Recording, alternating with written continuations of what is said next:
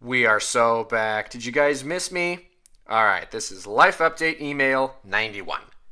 No intro, so be sad and mourn to the heavens. After I finished the last Life Update, I just unwound from my previous trip and tried to catch a bit of a break, given my next trip loomed on the horizon. And I say loomed not because I wasn't excited for it, but just because I was mega tired. And hence, I knew I would have to manufacture the energy to take it on. But thankfully, the few days in between did provide me enough recharge time to get me through that trip. So, lol, it all worked out in the end. Regardless, I folded clothes and listened to podcasts, did all the small chores I needed to, and then relaxed and played Baldur's Gate till midnight 30. I also made a big brain move in-game, so that felt very satisfying.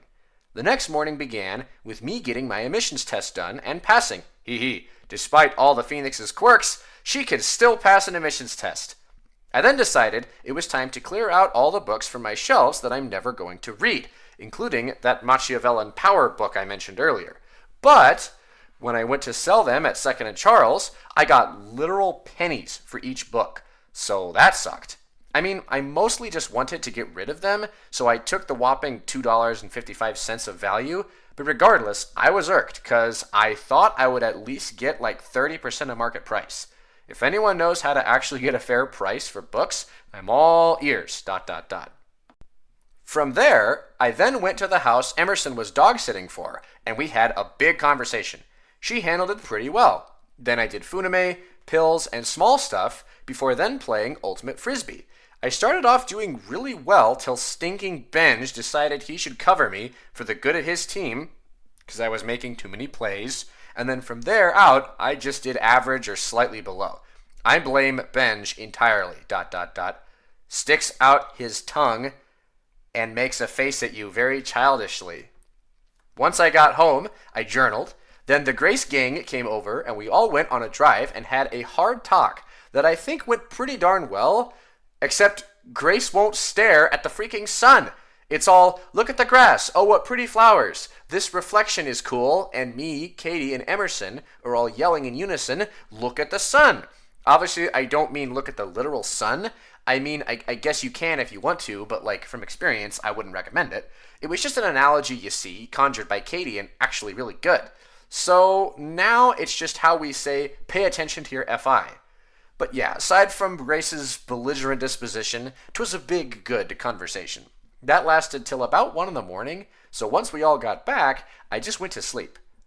The next day began with racketball with Benj, and during that game, a beautiful thing happened. ... I won. And not just like a scraping by win, a win of utter domination. As soon as I figured out the technique he's been using to crush me, I beat him by like 8 points average for 3 games in a row. You have to understand, I've lost like every game for an inordinately long amount of time. I don't know, could have been like 3 months, it doesn't matter the exact length, just that it was the worst. Hence, to finally win, and so definitely after so much losing, made me feel mega good. Once I got back from that, I attended my family 4th of July dinner party in which Grandpa, Uncle Dusty, and Uncle Bill attended. It was pretty boring, if I'm being honest. I did some Baldur's Gate, finished the therapy book I was reading, hung out with Noah, which consisted of walking around Loveland and eating waffle food. Sadly, the waffle food sounded like it was going to be really good, but it was in fact solidly very meh. But even though the food was meh, the conversation was on the upper end of interesting and informative. Probably a solid 7 out of 10 conversation. Noah keeps on getting a little more big brain every day, and I'm starting to get concerned he will surpass me, XD. I'm safe for now, but like, this is a reasonable concern. And yeah, that was the day. Just a bit of Baldur's Gate and pills before going to bed. Chemo started off the next dawn. Some old dude was insisting on talking to me despite all my, I'm busy signals. But it wasn't a bad conversation per se. I got to give him some resources, so who knows? Maybe I've helped him live. I listened to more of my personality podcast, did Funame once I got out and got home, did Baldur's Gate and some pills, read some, recorded the last Life Update email, went on quite a lengthy walk and talk with Jake, except I had rollerblades, hence I did not walk. But actually, that worked out pretty well. We got Five Guys and 7-Eleven Slurpees, and of course, had quite good conversations, so overall, it was very worth it. The Grace gang interrupted us at the end, but it was a good place to call it, so it worked out. We then did a small hangout with all of us, including Ben, originally, but then there were too many FE faux pas for his liking, and the vibe was too strong, so he dipped out. Still, it was a good time. We just listened to great music and such. I then drove Emerson home and got back in time to have a conversation to cheer Ben up till 1 in the morning, which I was very successful in, might I add. Wink. And then I went to bed. The next started off pretty chill. I just read and worked on my cancer book until it was time to work out. After I got back from that, I did Funame before driving all the way to Denver for therapy. Having that drive be an hour 30 one way really sucks. I got Panera on the way there because I had a bit of time to kill. As soon as that wrapped up, I went straight to the Miller's house in Masonville, and Molly and I had a very good conversation, probably one of our best thus far. And I did just Funame with Grace before going to bed. And then came the wedding trip. So, Sydney, aka Marilyn Sydney, not Neo's wife Sydney, that Sydney, well, she decided to get married, along with everyone else in this season of life. Actually, why are there so many of my friends getting married right now? ... Thus, I was invited to attend the ceremonial gathering, which she will be paying off the debt of for years to come. ... Anyway, I don't really like doing trips alone, so I took a Hail Mary shot and texted 9 people, being like, yo, anyone want to come do a wedding with me as my +1 for like 4 days? Both Katie and Emerson ended up responding and being like, oh, I do, raising their hands and waving them about, frantically, of course.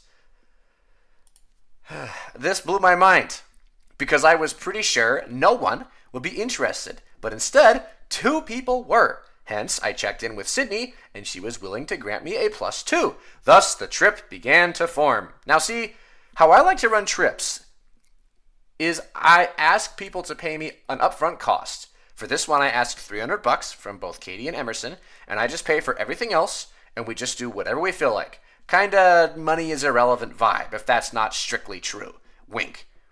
I've liked to do it this way ever since I tried it out with the Maryland trip with Benj and Grace, also to see Sydney, ironically, and that was just so peak, I've kept the model. There's something about not thinking about how much things cost that's super freeing and really gets you in the vacation mindset. And honestly, it only ends up costing like several $100s more than you would have paid had you been super money conscious. So for the vibe, I think it's super worth it. Not sure why my hot take on how to do relaxing trips was really necessary to share, but I've shared it, so there you go. Feel enlightened and also try it out, because I'm right, XD. So yeah, Katie and Emerson both wanted to come. I got permission to bring them both. And then, as the sun arose, we all, somewhat sleep-deprived, rose with it. I drove us to the airport. Both Katie and I were pretty dead. Now see, I intended to park at the Longs Peak parking, but lol, the sign said it was closed, and thus I had to park at Pikes Peak 1 instead. This was, of course, a trivial change of plans, but that fact will become far more significant later, XD. The airport was much less busy than advertised. I looked it up, and apparently the 4th of July is one of the biggest days of the year for DIA, historically. But it turned out to be quite fortunate. I gave us the extra time because Katie got flagged as security as her driver's license has her name misspelled on it. Hence, I took Emerson through security, had her chill near the Capital One lounge, and then came back and helped Katie sort out things, and thankfully was able to get her through security too. From there, we then waited for an age on the Capital One long waiting list before they let us in, and when they did, I was notified that the lounge was no longer free for Venture Card users. So that sucked, ... Still, it had been a rough start to the trip, and I wanted to show them this place, since, lol, I have spent ample time there. If you recall, the 13 hours waiting I spent in that lounge. So I just bit the unanticipated cost, and we chilled there for an hour. Pretty vibey. Not quite as vibey as I remembered, but still, pretty good. And I think both Katie and Em enjoyed it.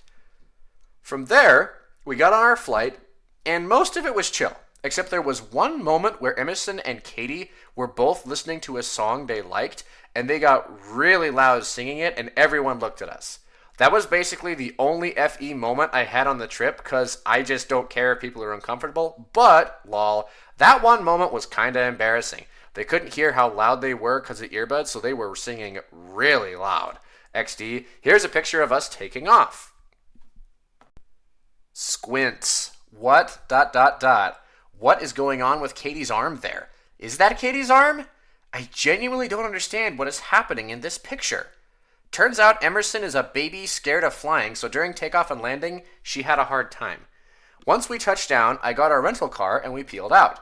The original plan had been to stop at the Airbnb and then go to this place to watch fireworks that Katie knew of. But since we didn't have time, we just drove straight to the fireworks place instead. Nothing was open, because 4th of July, so we got Macca's for food. I assume that's Macca's as in McDonald's for food. So that was a bit of a downer. And man, let me tell you, this place was one of the prettiest I've ever experienced. We got there just as it was getting to evening, and just the start of the coolness was all the fireflies. I had forgotten about them from when I lived in Kentucky, but since this place was pretty nature-y, there were a ton of them, and they just made the whole place feel so magical. I mean, don't get me wrong, the venue was already extraordinarily gorgeous, but still, the fireflies definitely added a nice flair. Alright, now for 7 bazillion pictures so we can see how cool this place was. Okay, phew, many pictures, but hopefully you see what I mean now. Such a cool location, and the fireworks they did were very close, and thus very big boom, ... Overall, probably my favorite firework experience of my life thus far. Also, just exploring got me baby SE giddy. Like, it was just such a cool place with so many distinct vibes. Genuinely peak, 9 out of 10 experience. Actually so glad Katie brought us there. So yeah, we watched the fireworks, big bueno. Then, because the line of cars to get out was atrocious, we decided just to explore around and enjoy the venue's vibes. And that was a super good call. We left after everyone else at like the actual perfect time to not have to wait in line. After we left, we drove for an H to get to our Airbnb. Pennsylvania has these insanely hilly back roads, so catching air on those was mega fun. Plus, we just had good car vibes. However, once we got to the place, it took me an age to figure out where it actually was, because there wasn't any cell service, and where it looked like it would be on the map wasn't quite where it actually was. Hence, I ended up accidentally leading the girls to this jank old abandoned place at 2 in the morning, and they got majorly freaked out, XD. See, that was one thing I didn't like about traveling with Emerson and Katie. It felt like I had to manage their emotional experience part of the time. Like, if I were doing this with Benj and Grace, I know they would have been like, oh, we went to the wrong place. All good. But Katie and Emerson were like huddles in back of seat, holding each other. We're going to die. Someone is going to murder us. And I'm like, no, you aren't. Just chill, okay? XD. So yeah, eventually, though I did find the right place, but then I couldn't stinking get in. I had the right code, or so I thought, but the door still seemed locked after I put it in, so it wasn't until Emerson literally kicked the door open that we actually made it inside. It was just really, really stuck, apparently, XD. So yeah, glad she did that. Thanks, Emerson. But regardless, once we were inside, the girls chilled out emotionally, and although the cabin wasn't nice, it was still decently cozy. A bit jank, but cozy. That night, we planned what we wanted to do the next day. I made a reservation, and eventually we all went to bed, and then that was the day. The next day, we woke up and all got wedding ready, which took the girls 15 minutes longer than we had, but I managed to make up for that time by mega speeding. So, lol, go me, XD. And thus we made our reservation perfectly on time. The place we went to was quite interesting. They sourced all their food from local farmers, aka nothing bought at the grocery store. And it also was an art gallery / studio.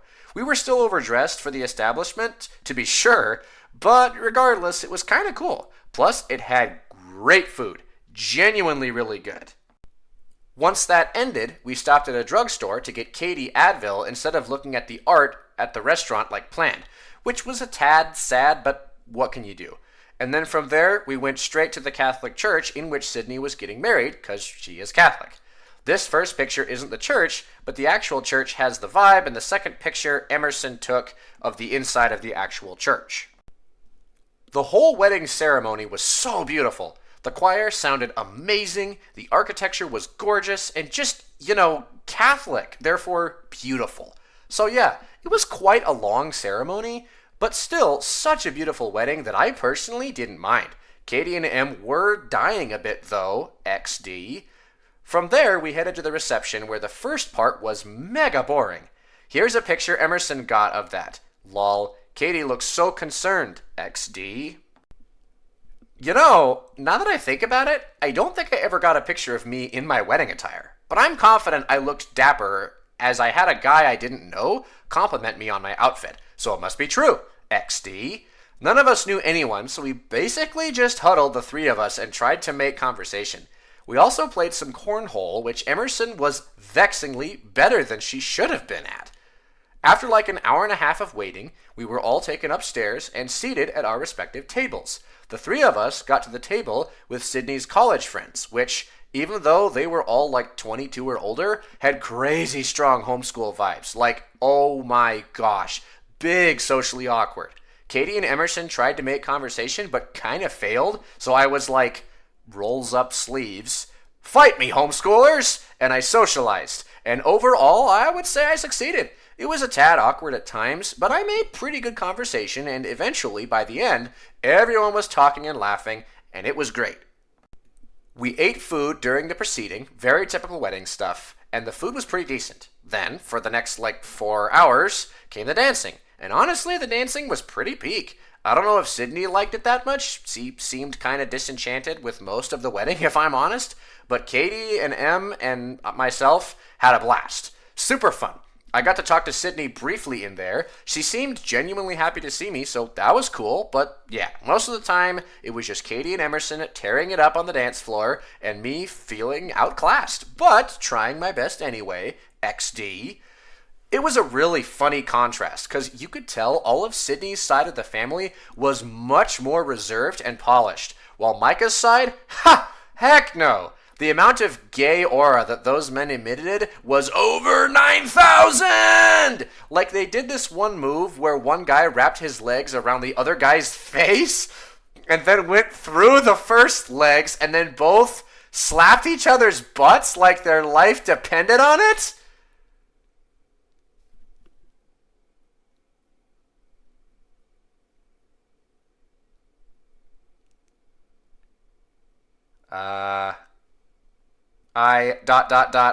I can't unsee that, Stares into the distance for a moment before shivering and coming to. But yeah, on the plus side, they totally hyped everyone up. Hee hee. There was one time where the announcer called for all the single ladies to come to the floor, but no one came. So Micah's side of the family was like, "Bleh," and in 3 minutes, there were 7 couples of men just slow dancing with each other on the floor. It was actually hilarious, XD. Anyway, we were all super cooked by the time the dancing finally ended, but it was super worth it and super fun. Once we got back to the cabin, we just had deep talks for a while, and that was really good. Em and Katie got to hear about some of the drama happening in my life, and then I persuaded them to watch K-pop Demon Hunters, and of course, they loved it. I have listened to the soundtrack for that movie ever since that point. Genuinely some bops in there. You need to watch it if you haven't yet. ... And yeah, then we just called it a night. The next day, we had nothing planned, so we all slept in for ages. We then tried to decide what we should do, but Emerson doesn't have SE, and I don't have SI, so finding something we were all interested in doing was quite challenging. Katie was kinda just cool with whatever, XD. However, eventually, we decided doing something was better than doing nothing, so we went and walked around Harrisburg, and since it is the capital, we saw this. It was an okay time, not my favorite, but not terribly boring. However, toward the end, Emerson got freaked out by the more rough side of downtown life, so we ended up leaving and heading to Barnes & Noble to play cards till it was time for our fancy restaurant reservation. Some onlooker dude insisted we play with money on the line, so we tried it, and honestly, it made it so much more fun. Well, lol, at least for Katie and I, XD. So that was novel and actually great. Here's us playing and said high stakes card games.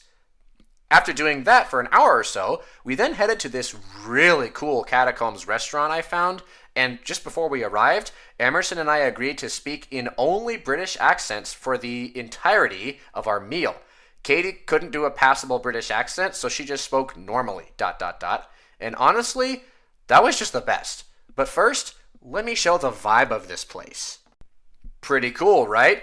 So yeah, we ordered without breaking character, but then at one point the waiter guy asked us where we were from, and I was about to say, oh, we're just doing this accent for fun, but Emerson jumped in without missing a beat, like, oh, we're from New Zealand, and my FI died, because now it looked like I was lying. And I didn't say anything because it would be worse to rat Emerson out right in front of him, but it actually made me feel so bad, XD. And I know that's stupid because it's such a trivial and insignificant lie, but still, my FI was like, no! ... Reaches out a frail hand and is stabbed to death. Bro. So yeah, that hurt my soul, but otherwise, the time was actually great. Talking in British accents while at a fancy restaurant just makes the whole experience so much better. Definitive improvement. They also had pretty good food, which both Katie and I enjoyed, and as usual, Emerson did not because her SI is too strong. But, to her credit, she did try things, so she did push herself. Anyway, very fun vibes. Then, after we left, Emerson and I made a bet on who could keep the accent for longest, and whoever broke first had to pay the other $1.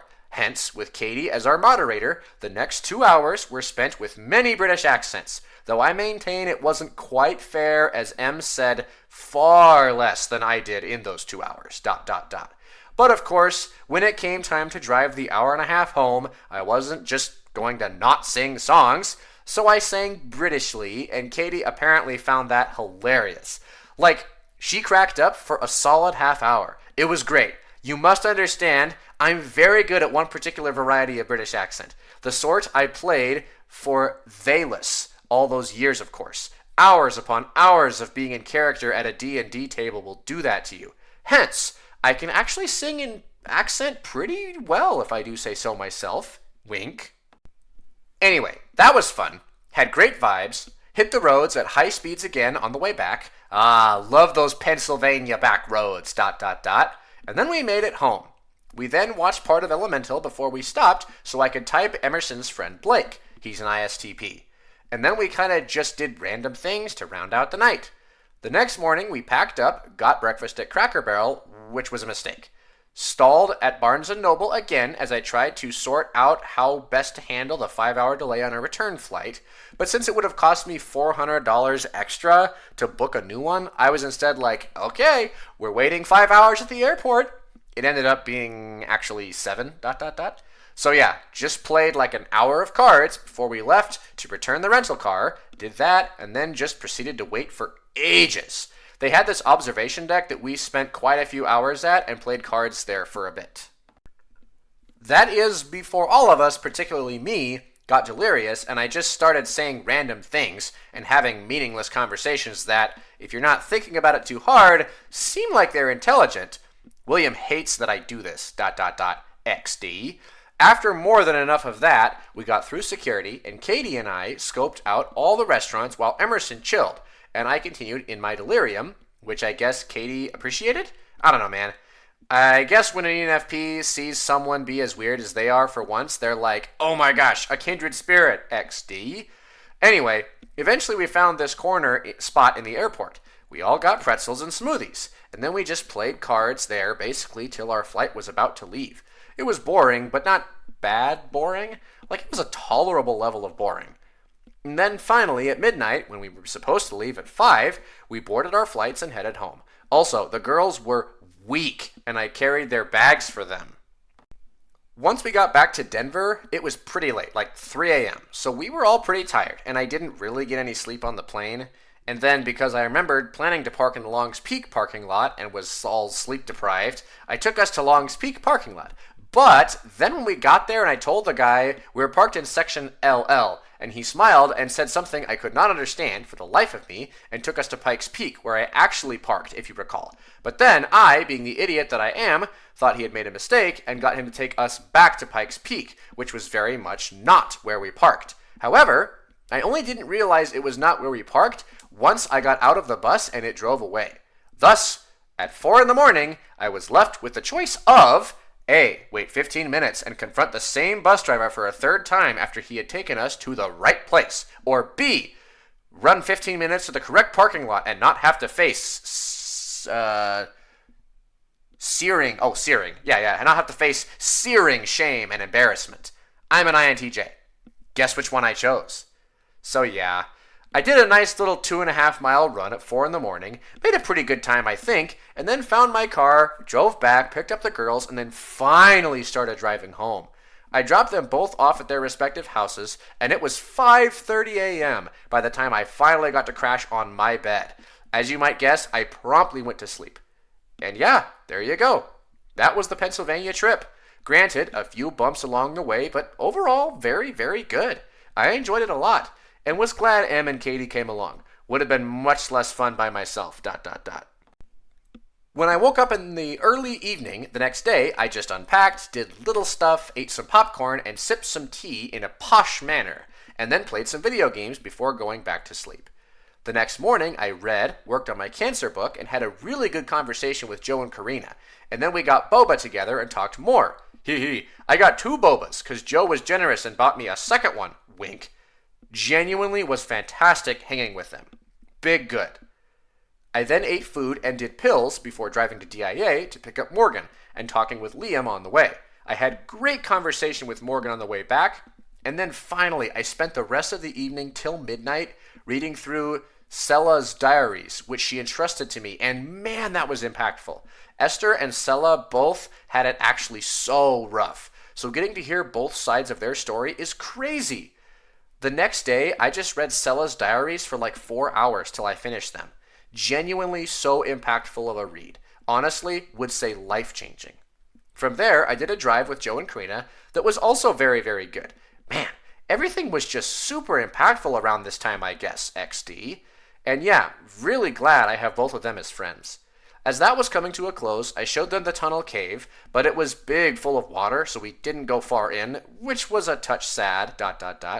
We then drove back to their house, and I played Magic with Neo and Sydney joining for part of the time. Oh, and Joe. And Karina and I also watched an episode of Squid Games. That was majorly depressing. After spending a good chunk of the day with Joe and Karina, I then came home and hung out with Katie and Em. We got canes and just talked till 1:30. Big bueno. The next morning, I did mucho texting, confirmed, read some, called with Liam and kind of freaked out because he was like, "Alex, you have morally erred." And I was like, "Oh shoot, I'm a horrible person and I must fix this immediately." But thankfully, I was booked for the rest of the day, so I couldn't immediately, as I desired, XD. So instead, I got slushies with Joe and Karina. Saying both names every time is getting vexing, so I'm hereby designating the pair of them as Jorina, for purely pragmatic purposes, and not because it's fun to do so. Wink. That slushie time was largely uneventful, and the slushie was bad, but it was 7-Eleven, so it was mandatory. I then played soccer, and still was kind of freaking out about what William had told me through the whole game, though. So it was good, but that made it significantly less fun. And from there, I went directly to Alan and Jess's house, took a shower at their house, and then engaged in mostly small talk till their kids went to bed. Upon that happening, I brought up the thing William had talked about, since I trust and respect them both a lot in matters of morality. And they were both like, "Bro, you're actually so fine. Stop freaking out, ... And as soon as they said that, and I stopped freaking out, and as I thought about it, I was like, "Oh, you are so right, and William is so wrong." And then I felt fine, and we had really good conversations for the rest of the night. I called Joe on the way home to get a second opinion, and he was like, nuance, ... You are so right, and William is so wrong. To which I was like, "Huzzah! Thank you for your advice." And then I went to sleep. The next morning, I got up way too early and called William and was like, "First, ow, please don't stab my character like that again. Second, you were so wrong for these reasons." And William was like, "You were so right, and I'm so partially wrong. because lol, William saying he's so all the way wrong just does not happen. XD. But basically, we talked it through and William retracted his claim about my wrongdoing and was like, yeah, I guess you're chill. It's just odd. And honestly, it was a really good conversation and I think our relationship is better for it. So yeah, that whole sequence of events sucked, but glad I made it through it. Honestly, Jess and Alan were the MVPs of that whole thing because I just respect them both a ton. So if anyone else had said, dude, you're overthinking it, I would have been like, no I'm not, and I need to do something right now. But because they said it, I actually listened to them, and they were able to get me out of my FI crisis. So yeah, super grateful for them. Okay, moving on. I then went back to sleep after talking to William in the wee hours of the morning. I worked out, worked on my cancer book, talked to Emerson briefly, and then Noah and Melissa came over for dinner at Ben's house, which oddly but welcomely ended up including Benj, Em, and Katie along with the fam. We did this death sit-up that sucked, because Noah, the ever-persuasive ESFP, so willed it, and you can't say no to a test of strength as a man, ... Noah knew what he was doing when he issued the challenge. That man is devious. After I folded clothes while listening to a podcast, before ending the day with Baldur's Gate and pills. I kind of misread that part. It was phrased strangely. After that, I folded clothes while listening to a podcast before ending the day with Baldur's Gate and pills. Much better. The next day, Grace and I carpooled to church. Micah taught me how to play this Mistborn game, and it was fun. But then Grace was like, Alex, I must leave. So I, having no choice, abandoned the game and journeyed with her to Ellerslie, where I thought would just be chilling at a coffee shop with the Kiwis for like 30 minutes, but I ended up chilling with them for like 3 hours, plus some other ESTJ Ellerslie girl. However, that said, the conversations were actually really good. I got to introduce them to some philosophy and theology they were unfamiliar with, and I think it really impacted them overall, so I would definitely call the time a win. Also, Caden is pretty smart. He doesn't like to apply it to philosophy much. You can tell the TI is in there. Wink. After that, which I genuinely enjoyed quite a bit, I then drove them back to Ellerslie and gave them my annihilationism paper. Who knows if any of them will actually read it, XD. And Grace and I drove off into the sunset. Once I got home, I did Baldur's Gate, popped some pills, had dinner with Mom and Dad, and had a deep conversation with them. Once we got back, I started playing more Baldur's Gate before I was abducted by the Grace gang, and I just kind of chilled that whole car ride. The three of them were all singing their hearts out, but I was just enjoying the night drive, and it was nice to just sit in the atmosphere. Once we returned, I did a bit more Baldur's Gate, did more pills, and then went to sleep. The next morning, I woke up with the overwhelming feeling I have been wasting my life on social things when I need to get things done. Hence, I was super productive, worked on my cancer book, cleaned vials, worked on this life update, etc., until Frisbee. At Ultimate Frisbee, all the Southgate people came, which made it way more fun. We had way too many people though, ... I played pretty well and had a great time. Then afterwards, Jake and I headed over to Joe's, but Jake didn't want to play Magic, so Jake and Karina just kind of did their own thing while Joe and I played some games. Cause lol, I was Jake's ride and he was stuck with me. Wink. 'Twas an okay time. I then drove Jake home and we talked till like 1 at his place. I got to know Charity better during that time too, so that was cool. Jake is really growing as a person, and I'm pumped to see it. Once I got back from that, I finally viewed Joe and Karina's wedding photos before going to bed. I thought it was Joe-Rena. This one was definitely my favorite. At some point, this will be framed on Joe's wall. I swear it shall be done. Also, given the recent cancer news, it would seem my hotness transformation must come to a premature end. I got to stage 3 of my 4-part plan, so we got close. But still, stage 4 was going to be epic. Trust me, ... Anyway, because I'm now going to go through an ugliness transformation due to chemo and then salvage, I would like to highlight the height of my hotness transformation with the following photos from Joe's wedding. There you go. That's as hot as we get, folks. XD. Now, to see as ugly as I can get, ... Hee, just you wait. I promise not to disappoint. Wink. Anyway, the next day, I did cancer vials and listened to podcasts. I then worked out, built a 5-color magic deck, which took stinking forever, because I have 25,000 cards I have to look through to make one 5-color deck, ... In the middle of that process, Mom and I had some Funime together. I started her on an anime we'd been watching together. I then proceeded to finally finish the magic deck just before I was going to go to bed. Ben hit me up and was like, I'm bored. Want to do something?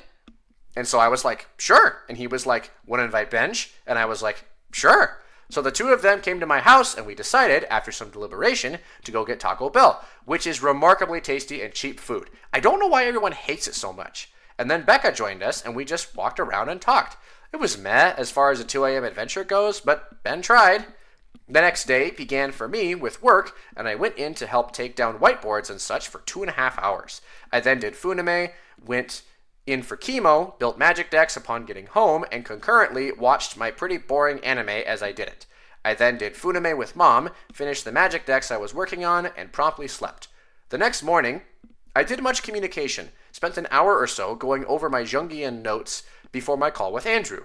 I did Funime, did my call, which went well, and then proceeded to hang out with a friend and have a decent conversation for a few hours. Amelia is great. Granted, an INFJ, so scary, but still, she's pretty great. As soon as my hangout with Amelia ended, since it was Mom's birthday, I took her out for custard, and then we watched some stuff together. I then took pills, which made me feel really sick, before calling it a day and going to sleep. The next morning, I got some blood work done for cancer stuff. I did Funime, drove to Nessa's house and caught up with her. Played soccer, and Alan came this time, which was great. He was pretty darn good. He used to play soccer like 10 years ago, but just very rusty and out of shape, so in the end, he did so-so. Also, Katie and Em came, so that was fun too.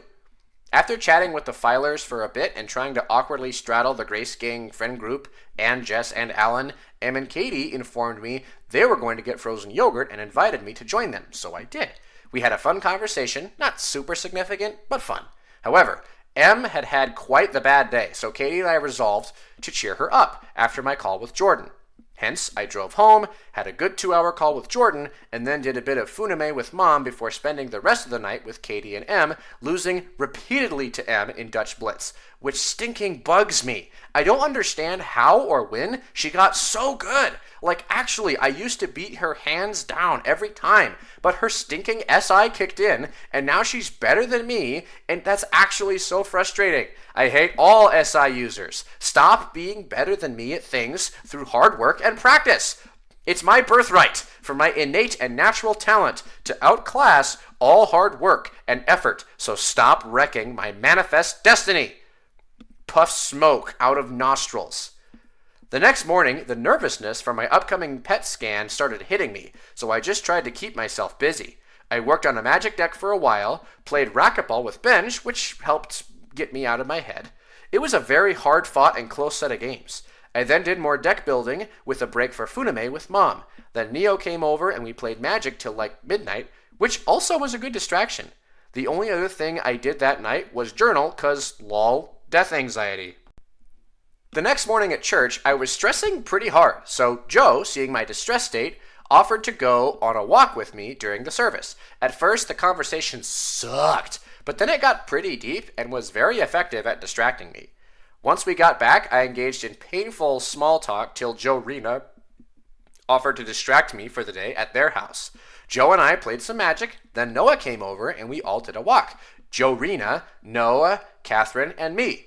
It was a bad walk. Mega boring, and also I just kind of spiraled. Noah tried and failed, but thank you, Noah, for trying XD. After that, I did one more Magic game with Noah and Joe, and then I left and spent some time with Mom. However, as that was ending, Katie and Em showed up with the intention to try and pull me out of my funk, and honestly, they were amazing. We did a drive up the canyon and then did stargazing, Alex style, and it was one of the best moments I've had in a long time. I actually felt so valued and cared for. I love stargazing. With Violet Evergarden music, so much. Actually, a 9.5 out of 10 experience for me. Going to remember that for a long time. I think part of the reason it was so good was I just felt so good, so bad going into it. But regardless, Katie and Emerson were remarkably effective at pulling me out of my anxiety, and I was super grateful. So yeah, mega peak. Drove back and just parted ways at like midnight 30. The next morning, I woke up, did my PET scan, slept so I could just teleport to when my results were in, woke up, found out the results sucked, kinda just zoned out. I talked to the family some, wrote the cancer update email, and then I tried to drive and feel all the feels, but I just didn't have it in me. So I turned around and came back home instead. I just did funame with mom. I never really had an emotional breakdown, and I think I'm kind of just numb to it all, you know? So yeah, I read letters for like at least an hour and a half after that, and that pulled me out of being numb, and I started feeling okay-ish again. Mom bought me a ton of mochi, so lol. I binged some, and then I did more funame with mom before going on a scooter ride that night. When I got back, I started planning for how I'm going to cope with the pain ahead of me, and bought some books of meditation and dissociation, so I can try and tune out the pain just using psychological tools. We'll see if it works. And other than that, I did a bit of work on my cancer book and went to sleep. The next day, I did a lot of work on my cancer book, did some funame and pills with mom. I got my hair cut because I realized I still have like a month before it falls out, so I probably should do that. I then started reading my new book, did more work on my cancer book, binged on Wendy's, and then listened to Ben yap for a while before going to bed. By the next morning, I had mostly snapped out of it. I do work when I'm distressed, lol. As far as coping mechanisms go, not a bad one to have, right? XD. So I was able to actually relax a bit on Wednesday. I did some cancer book work, some funame, and then Braden and I went on a pretty intense hike. The distance was mild, but it was a lot of elevation gain. So it was still a good hike. Just the right amount of difficulty and pace for both of us, I think. It reminded me of my old Miller mountaineering days, actually. So yeah, difficult, but in a good way. Obviously, we had conversations the whole time, and that was pretty peak. So yeah, overall, like a 6-hour outing, but quite worth it. Here's the route we took, and also some pictures. Once we got home, I went out for a burger with mom, where she tried to persuade me not to do salvage and to try a natural cancer center. But I was like, Mom, it's $65,000 for 2 months. No way, ... and so on. After I told her all the reasons, she begrudgingly accepted my conclusion. I then watched a bit of anime with her once we got home before hanging out with Em and Katie. We just bought some juice and did a short drive in the mountains and then talked. Pretty normal hangout. The next day, I did cancer book work, read, worked out, did funame, read more, talked with Ben, attended Monday night, which is now on a Thursday. Don't worry about it. I got home and read more, watched half an episode of anime, and then slept. As for yesterday, I did cancer book work, some funame, spent a good amount of time texting, then Benj hit me up and offered to carpool, so we went over to Joe's to abate his boredom by playing some Magic. Afterwards, we bribed him to come to soccer and be our team's goalie, which I think he only mildly enjoyed, but lol, he got $15 out of the gig, so he was well compensated, XD. Then Benj took me home and we parted ways. From there, I did funame with mom, Ben and I talked for a bit till Neo came over. Then Neo and I walked around City Park and talked for ages before then eventually doing a canyon drive and having a very impactful conversation that ended at 2:30 in the morning, XD. Lol, it's been a bit since I did one of those. And yeah, did a bit of funame before going to bed and reaching today. As for today, it's mostly just been working on this life update. A bit of cancer book work too. Also, Ben and I had a good conversation, and in the middle of that. So, the out of the ordinary thing is Morgan randomly called Ben while he was at my house and recruited us to go to some party she was at in purple shirts so her team would get points. Hence, we did, and it was like all 30-year-olds, ... XD. Not a bad vibe, but like they all seem pretty social misfitty. I started off by being bubbly, but then as the event wore on, I was like, I don't really care, and so I put bubbly Alex away. Joe would be so proud of me, ... But yeah, regardless, glad I went, just because it broke up the day and just meant I did something different. Might hit up some of those guys for sports stuff, we'll see. Here's a picture. And yeah, got back from that, did funame with mom, and then have been working on this since. Ta-da! The present! Congrats!